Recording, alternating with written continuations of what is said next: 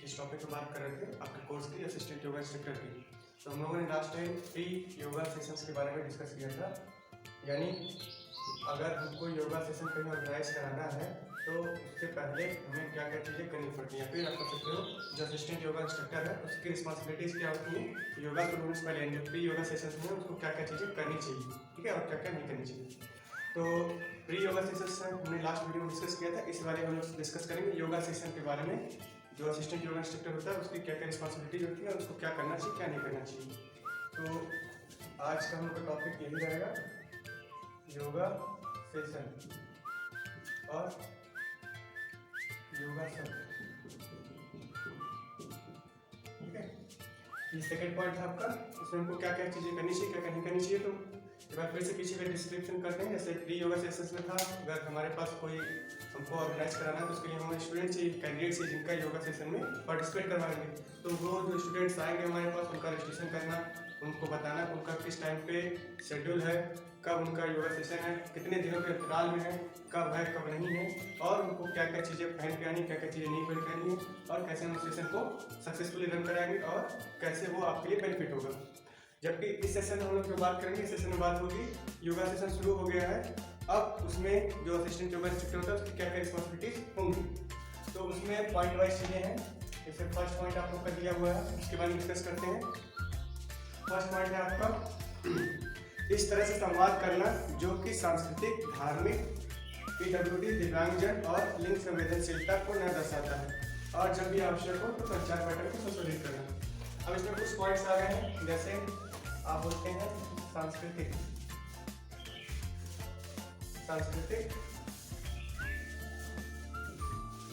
धार्मिक,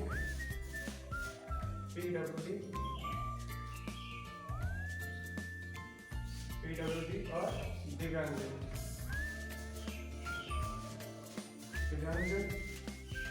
और लिंग संवेदनशीलता यानी जेंडर सेंसिटिविटी।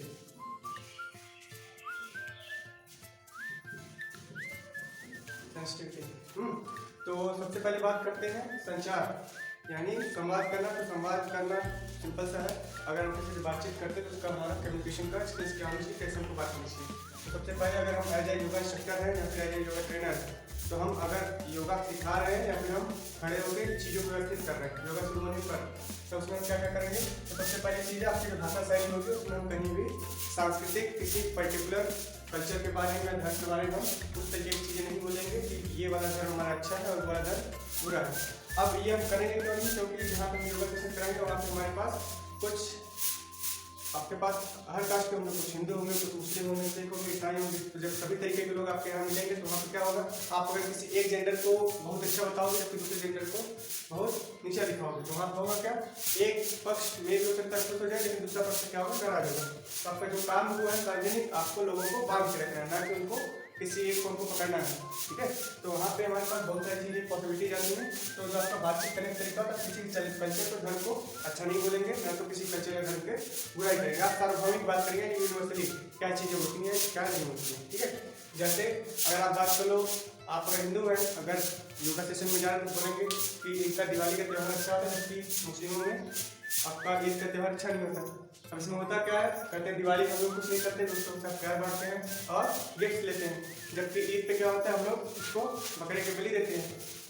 तो बकरे की बलि देते हैं तो ये उनके धर्म के अकॉर्डिंग उनकी मान्यता है, मैथोलॉजी के अकॉर्डिंग देते हैं, जबकि हमारे जो धर्म है वो उतने सर्च करते हैं। तो उनका मैथोलॉजी उनके लिए अच्छी बात है, हमारी मैथोलॉजी हमारे लिए अच्छी है। तो जिस मैथोलॉजी को आप फॉलो करेंगे उसके अकॉर्डिंग आपकी चीज़ें सोच डेवलप होगी। तो हम किसी की सांस्कृतिक, यानी जो उनके इवेंट्स होते हैं सांस्कृतिक या फिर उनके त्यौहार हो गए, उनके एक्टिविटीज़ हो गए, उन पर क्वेश्चन नहीं उठाएंगे। इसी तरीके से है हमारे पास धार्मिक यानी किसी पर्टिकुलर धर्म के बारे में ना तो किसी को अच्छा बोलेंगे ना ही बुरा, वही जैसे हमारा सांस्कृतिक में था, कुछ इसी तरीके की चीज़ें हमारी इसमें भी चलेंगी। नेक्स्ट पॉइंट है इसमें पीडब्ल्यूडी दिव्यांग है। अब पीडब्ल्यूडी दिव्यांग ये क्या होते हैं, तो पीडब्ल्यूडी अगर आप देखो तो पर्सन विद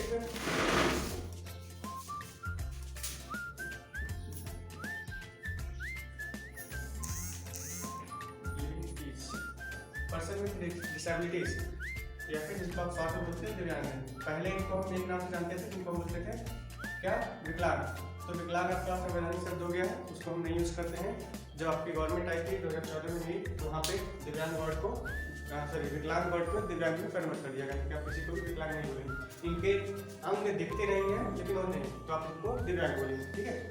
तो जो इसमें क्या है, किसी भी सपोज करिए आप योगा करवा रहे हैं, तो आप क्या करेंगे, हर तरीके के लोग आएंगे और कुछ अच्छे खासे फिट होंगे, जबकि कुछ पेशेंट्स होंगे, उसी में कुछ आपके पास हैंडीकैप भी आएंगे जिनको उनको भी योगा कराना है और उनके हिसाब से कराना है। तो आप किसी भी ऐसा नहीं बोलेंगे कि हमारे पास जो हैंडीकैप कैंडिडेट आया है उसको कभी भी लगे कि हाँ वो उसके बारे में केयर नहीं कर या फिर वो उसका मजाक उड़ा रहा है, ठीक है। तो इन सब चीज़ों का ध्यान रखेंगे। और सबसे इंपॉर्टेंट चीज़ आता है जेंडर इक्वालिटी। अब होता क्या है, कई बार आप कहीं भी देखेंगे तो कभी लेके जो महिलाओं के बारे में उनका बहुत ज़्यादा मजाक उड़ाएंगे, ठीक है। तो यहाँ पे आप किसी भी पर्टिकुलर जेंडर में तो अच्छा बोलेंगे तो बुरा बोलेंगे, वहाँ पे सारे जेंडर इक्वल है और सबको इक्वल अपॉर्चुनिटी मिलनी चाहिए, ठीक है। तो ये आपका है फर्स्ट पॉइंट। और इसी में एक मोस्ट इंपॉर्टेंट कम्युनिकेशन स्किल यानी संचार माध्यम। संचार यानी अगर आप बातचीत कर रहे हैं या फिर योगा सेशन करवा रहे हैं या फिर योगा सेशन को अटेंड कर रहे हैं, तो वहाँ पे होता क्या है, आपके पास हर तरीके के लोग होंगे। तो हो सकता है कुछ लोगों को आपकी बातें अच्छी लग रही हों और ध्यान सुनाई दे रही, जबकि कुछ लोगों को अच्छी नहीं लग रही होंगी। तो आपको कुछ इस तरीके की बातें बोलनी रहेंगी जिसमें किसी को भी कोई आर्गुमेंट ना हो, यानी यूनिवर्सल बात है, ठीक है। और इसमें दिया संचार पैटर्न को संशोधित करना, यानी जैसे कैंडिडेट हमारे पास रहेंगे प्रतिभागी, उन्हीं अकॉर्डिंग चीज़ों को मॉडिफाई करके बोलेंगे। ऐसा नहीं है कि अगर हम कोई आसन करवा रहे हैं, बता रहे हैं, तो हमको ताड़ासन करना है और सामने जो दिव्यांग बैठा हुआ है वो क्या है, वो फिजिकली हैंडीकैप्ड है पैर से, ठीक है। आप उसको बोलोगे ताड़ासन करेंगे तो क्या करेगा, वो कहेगा आप तो हमारा मजाक उड़ा रहे हो ना, क्योंकि उसके बच्चे पैदा ही नहीं आप उसको ताड़ासन करने के लिए, तो वहाँ की चीज़ें डिस्टर्ब होंगी। ऐसे ही जिस तरीके के लोग रहेंगे, अगर वो ताड़ासन नहीं कर सकते तो उनको उनके हिसाब वाली चीज़ें कराएंगे, जबकि जो कर सकते हैं उनको ताड़ासन कराएंगे, ठीक है। नेक्स्ट पॉइंट है पॉइंट नंबर 2, यदि आवश्यक हो तो पीडब्ल्यूडी दिव्यांगजन की मदद करना। अब ये भी आपका एक इंपॉर्टेंट वर्क रहेगा। अगर आपका योगा सेशन शुरू हो गया है और जो दिव्यांग है अगर उस योगा को ढंग से नहीं कर पा रहे आसन को, तो आप क्या करेंगे, उनकी हेल्प करेंगे।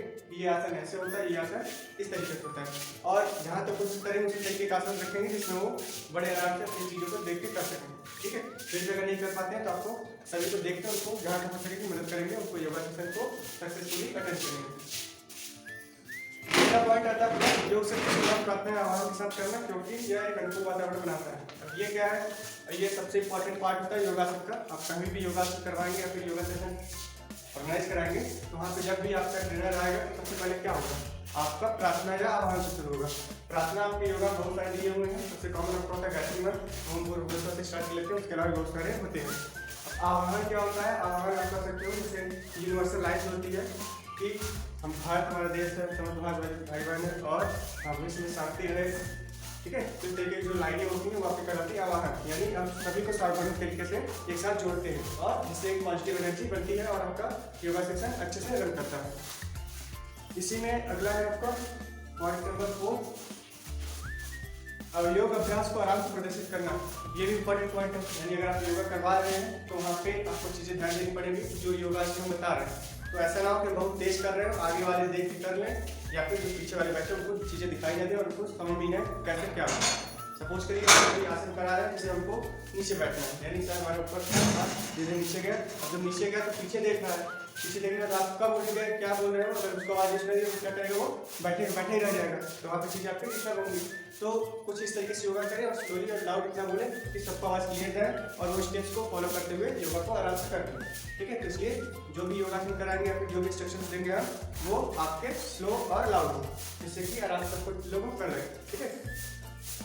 अगला पॉइंट आता है पॉइंट नंबर 5 है, इसमें योग को प्रभावी ढंग से अभ्यास करने के लिए प्रतिभागियों की सहायता करें। ये भी कुछ उसी तरीके से था जैसे अभी हमने कहा कि योगा हमने स्टार्ट करा दिया है, तो दिव्यांग जो हमारे पास आए उनकी मदद करेंगे।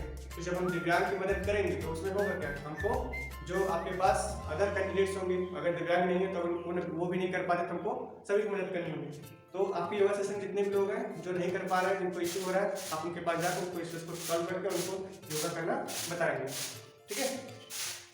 लास्ट पॉइंट आता है इसमें योग सत्र की आवश्यकताओं के बाद प्रतिभागियों की गोपनीयता बनाए रखें। ये सबसे इंपॉर्टेंट पॉइंट होता है, योग सत्र के बाद प्रतिभागियों की गोपनीयता बनाए रखें। गोपनीयता यानी इन द सेंस ऑफ अगर आप एज अ योगा इंस्ट्रक्टर बात कर रहे हैं तो वहाँ पे आप क्या करोगे, सबसे पहले उस ऑर्गेनाइजेशन की रिप्रेजेंटेटिव आप ही होगी। तो जो भी पर्सन आएगा सबसे पहले आपके पास आएगा, फॉर्म भरेगा, फिर आपको चीज़ें बताएगा क्या क्या कैसे कैसे उसको करनी है। तो आप क्या करोगे, उस हिसाब से उनको टाइम टेबल देंगे कि आपका इस टाइम पे है। अब उस पर्सन की आपके पास काफ़ी डिटेल्स हो गई, मोबाइल नंबर हो गया और बहुत सारे पर्सनल डिटेल्स हो गई, जिसको आप क्या कहते हैं, कॉन्फिडेंशियल बोलते हैं। तो अगर ये सारी मैसेज हमारे पास आ गई, अगर हमसे कोई अननोन व्यक्ति आपसे पूछता है कि भैया इनका ये छूट गया है, उनको फोन पे बुलाना है, उनको इनका नंबर दे दीजिए, तो वहाँ पे क्या करेंगे, दे देंगे? नहीं। क्यों नहीं देंगे? क्योंकि यहाँ पे चीज़ें क्या है, हमारे पास हम अथॉरिटी नहीं है कि हम किसी को भी किसी की इन्फॉर्मेशन शेयर कर सकते हैं। हमारे पास क्या अथॉरिटी है, हम लोगों का डॉक्यूमेंट्स लेकर रखेंगे, इन्फॉर्मेशन को कॉन्फिडेंशियल रखना, हमारी इन्फॉर्मेशन को कॉन्फिडेंशियल रखना हमारी जिम्मेदारी है। अगर कॉन्फिडेंशियल नहीं रखेंगे तो इन फ्यूचर अगर आप जिस व्यक्ति का डेटा उनको पास कर रहे हो, अगर उनके साथ कोई दुर्घटना होता है तो वहाँ पे क्या होगा, उसके लिए अगर जांच होती है, जांच में फिर आप जुटिफाई रहोगे कि ये नंबर यहाँ से लिंक हुआ या फिर ये डिटेल इनकी यहाँ से लिंक हुई है कि वो इतने बजे यहाँ पे आते हैं, वहाँ जाते हैं, क्यों यहाँ जाते हैं, फिर योगा सेशन कितने बार लौटते हैं। तो वो सब चीज़ें पर्सनल होती हैं, वो कोई भी किसी को बताना नहीं चाहता कि हमारी डेली लाइफ क्या है। ठीक है, तो सबसे इंपॉर्टेंट पॉइंट आपका यही है कि आप किसी की भी इन्फॉर्मेशन किसी को भी शेयर नहीं करेंगे जब तक कि बहुत ज़्यादा आवश्यक ना हो या फिर आपका अगर कोई सुपरवाइजर आपसे ना मांगता हो। ठीक है, और अगर कोई अननोन व्यक्ति आपको मांगते हैं तो उसको सीधा बोलोगे, जाके हमारे जो सीनियर है सुपरवाइजर, उनसे जाकर बात करिए, वो आपको बता पाएंगे, आप सीधा अपने ऊपर लोडिंग नहीं लेना। Is that clear? चलिए तब आई थिंक आप लोगों को योगा सेशन के बारे में समझ में आया होगा कि जो असिस्टेंट योगा इंस्ट्रक्टर होता है, योगा सेशन के बीच में उनकी क्या क्या रिस्पॉन्सिबिलिटीज होती हैं। अगर और भी डाउट्स होगा तो अगले सेशन में हम डिस्कस करेंगे योगा यानी पोस्ट योगा सेशन की रिक्वायरमेंट्स क्या क्या होती हैं। तो इस वीडियो में यही हम फिर लेंगे अगले वीडियो। Thank you.